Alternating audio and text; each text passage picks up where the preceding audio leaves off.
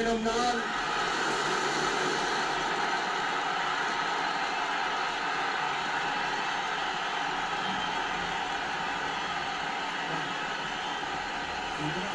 சட்டப்படி அமைக்கப்பெற்ற இந்திய அரசியல் அமைப்பின்பால் உண்மையான நம்பிக்கையும் மாறா பற்றும் கொண்டிருப்பேன் என்றும் இந்திய நாட்டின் ஒப்பில்லாத முழு முதல் ஆட்சியையும் ஒருமையையும் நிலை நிறுத்துவேன் என்றும் தமிழ்நாட்டு அரசின் முதலமைச்சராக உண்மையாகவும் உளச்சான்றின்படியும் என் கடமைகளை நிறைவேற்றுவேன் என்றும்